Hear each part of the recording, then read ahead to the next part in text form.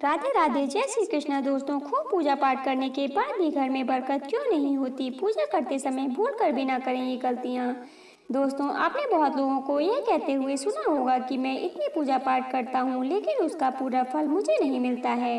इस वीडियो में हम आपको इसका कारण बताने जा रहे हैं। असल में जाने अनजाने में कुछ लोग पूजा के दौरान कई तरह की गलतियां कर बैठते हैं। इसकी वजह से उन्हें पूजा का फल नहीं मिल पाता और पूजा अधूरी रह जाती है। ऐसे में यदि आप गलत विधि और नियमों के साथ पूजा करते हैं तो इसका विपरीत प्रभाव भी पड़ सकता है। तो चलिए जानते हैं कि घर और मंदिर में पूजा करने का सही तरीका क्या है। नंबर 1, किसी भी देवी देवता या भगवान का पूजन करने से पहले स्नान किया जाता है। स्नान के पश्चात शांत मन से भगवान के सामने आसन पर बैठा जाता है। पूजा कभी भी खड़े होकर नहीं करनी चाहिए और ना ही खाली फर्श पर बैठकर पूजा करनी चाहिए। कुछ लोग पूजा करते समय जमीन पर ही बैठ जाते हैं, जो कि बिल्कुल गलत है। जिस तरह से आपने भगवान को बैठने के लिए आसन दिया है, ठीक उसी प्रकार स्वयं भी आसन पर ही बैठें। शास्त्रों में कंबल और कुश के आसन को पूजा के लिए शुभ माना जाता है। नंबर 2, इस बात का भी ध्यान रखें कि पूजा का स्थान घर के पास थोड़ा ऊपर होना चाहिए, क्योंकि भगवान श्रेष्ठ हैं, इसलिए आप अपनी बराबरी में उनकी पूजा न करें। पूजा के लिए भगवान को किसी चौकी पर या फिर फर्श से ऊंचे स्थान पर स्थापित करें। इसके अलावा पूजा घर में देवी देवताओं की मूर्तियों को कभी भी दीवार से सटाकर नहीं रखना चाहिए। पूजन करते समय आपका मुंह उत्तर या फिर पूर्व की दिशा में ही होना चाहिए। घर या किसी भी मंदिर की पूजा संपन्न करने के बाद भगवान से अपनी भूल के लिए उनके समक्ष क्षमा याचना जरूर कर लेनी चाहिए। इससे परमात्मा आपके द्वारा जाने अनजाने में की गई गलती को क्षमा करते हैं और आशीर्वाद देते हैं। नंबर 3, पूजा घर हमेशा घर के ईशान कोण में ही रहना चाहिए। पूजा घर में किसी एक देवी देवता की मूर्ति एक से ज्यादा नहीं होनी चाहिए। घर के मंदिर में किसी भी भगवान की मूर्ति 9 इंच या 22 सेंटीमीटर से छोटी होनी चाहिए। इससे बड़ी प्रतिमा घर में रखना शुभ नहीं माना जाता है।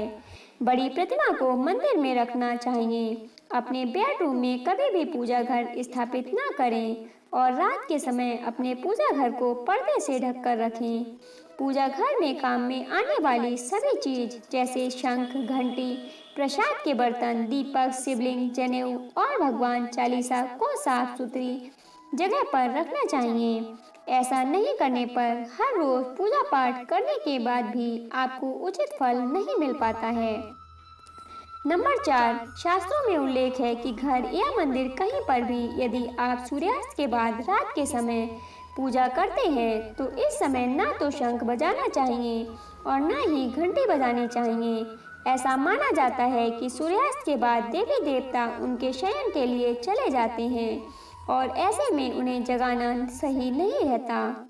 इसलिए इस बात का सदा ध्यान रखें कि सूर्यास्त के बाद घंटी या शंख बिल्कुल भी ना बजाएं।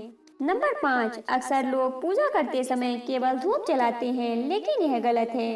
किसी भी देवी देवता की पूजा करने से पहले दीपक जलाना अनिवार्य माना जाता है। ऐसी मान्यता है कि दीपक भगवान के प्रति हमारे भक्ति भाव, हमारे द्वारा चढ़ा गया प्रसाद, धूप और अन्य कार्यों का साक्षी होता है। यदि आप पूजा करने से पहले दीपक नहीं जलाते हैं तो भगवान तक आपकी प्रार्थना कभी नहीं पहुंचती है। आजकल ज्यादातर लोग घरों में अगरबत्ती का इस्तेमाल किया जाता है, परंतु कभी भी पूजा करते समय अगरबत्ती का प्रयोग नहीं करना चाहिए, क्योंकि अगरबत्ती में बांस की डंडी का इस्तेमाल किया जाता है।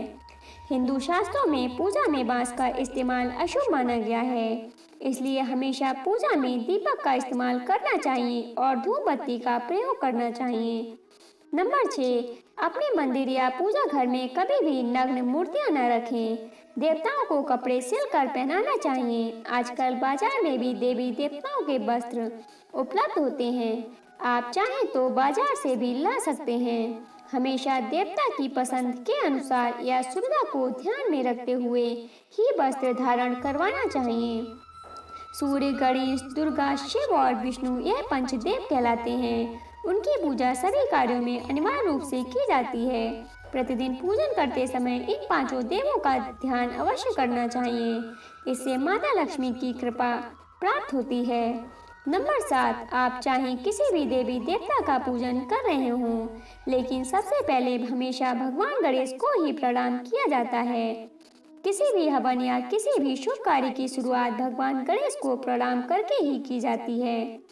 ऐसा कहा जाता है कि भगवान गणेश का ध्यान किए बिना पूजा करने से उसके फल की प्राप्ति नहीं होती। नंबर 8, बिना सर ढके पूजा नहीं करनी चाहिए। मान्यता है कि बिना सिर ढके पूजा करने से इसका पूर्ण फल आपको प्राप्त नहीं होता है। पूजा के दौरान ढका सिर भगवान के प्रति श्रद्धा भाव को दर्शाता है। पूजा के दौरान सर ढकने का धार्मिक कारण के साथ वैज्ञानिक कारण भी बताया गया है। इसलिए स्त्री हो या पुरुष पूजा के दौरान सिर जरूर ढकें। कभी भी भगवान को एक हाथ से प्रणाम नहीं करना चाहिए, हमेशा दोनों हाथों से ही प्रणाम करना चाहिए। नंबर 9, जब भी आप पूजा करने किसी मंदिर में जाते हैं तो आपको मंदिर में जो प्रसाद मिलता है उसे मंदिर में ही खाना चाहिए। भले ही आप उस प्रसाद का थोड़ा सा हिस्सा ही मंदिर में क्यों ना खाएं, बाकी हिस्सा घर ले जाने के लिए रख सकते हैं। यह ईश्वर के प्रति आपकी श्रद्धा का प्रतीक है। जब भी आप मंदिर जाते हैं तो आपको एक बार घंटा जरूर बजाना चाहिए। ऐसा माना जाता है कि घंटा बजाते समय से आपका संदेश सीधा ईश्वर तक पहुंचता है। घर में पूजा करने के बाद घंटी को बजाना महत्वपूर्ण माना जाता है। इससे घर में सकारात्मक ऊर्जा आती है। नंबर 10, हमेशा इस बात का ध्यान रखना चाहिए कि कभी भी दीपक से दीपक नहीं जलाना चाहिए। शास्त्रों के अनुसार जो व्यक्ति दीपक से दीपक जलाते हैं वे रोगी ही होते हैं। नहाने से पहले ही भगवान को चढ़ाने के लिए फूल तोड़ लेना चाहिए। नहाने के बाद फूल तोड़ने पर फूल स्वयं को चढ़ाया हुआ माना जाता है, ऐसा शास्त्रों में कहा गया है। पूजा पाठ करते समय या फिर किसी भी समय भगवान की मूर्तियां, तस्वीर, सोने के आभूषण और शालिग्राम को कभी भी सीधे जमीन या फर्श पर नहीं रखना चाहिए। नंबर 11, मंदिर में पूजा के समय भगवान की आरती करते समय भगवान विष्णु के सामने 12 बार, सूर्य देव के सामने 7 बार, देवी दुर्गा के सामने 9 बार, शंकर भगवान के सामने 11 बार और गणेश जी के सामने 4 बार आरती घुमानी चाहिए। इससे पूजा का सकारात्मक फल मिलता है। आपको किसी भी मंत्र का जाप करने के पश्चात आसन के नीचे की भूमि को स्पर्श करके माथे से लगाना चाहिए। इससे आपको पूर्ण फल की प्राप्ति होती है। नंबर 12, अगर आप किसी खास प्रयोजन के लिए कोई पूजा अनुष्ठान करते हैं तो उसमें लिए संकल्प को पूरा करने में ज़्यादा समय नहीं लगाना चाहिए। अगर आपको कहीं किसी को दान करने का संकल्प लिया है तो उसे जितनी जल्दी हो सके पूरा कर देना चाहिए। संकल्प को पूरा करने में देरी से पूजा अनुष्ठान का पूरा लाभ नहीं मिल पाता है। नंबर 13, किसी को भी कोई वस्तु दक्षिणा देते समय हमेशा दाहिने हाथ से ही देनी चाहिए। एकादशी, अमावस्या, कृष्ण चतुर्दशी, पूर्णिमा व्रत के दिन बाल और दाढ़ी नहीं बनानी चाहिए। जिन लोगों को यज्ञोपवीत संस्कार हो चुका है उन्हें बिना जनेऊ पहने पूजा पाठ या किसी भी तरह का अनुष्ठान नहीं करना चाहिए, क्योंकि बिना जनेऊ पहने जो भी अनुष्ठान किया जाता है वह निष्फल हो जाता है। नंबर 14, सभी हिंदू घरों में पूजा पाठ या धार्मिक कार्य में इस्तेमाल करने के लिए गंगा जल रखा जाता है। लेकिन क्या आप जानते हैं कि प्लास्टिक की बोतल में या किसी अपवित्र धातु के बर्तन में जैसे कि एल्यूमिनियम और लोहे के बने बर्तन में गंगा जल नहीं रखना चाहिए। गंगा जल तांबे के बर्तन में रखना शुभ रहता है।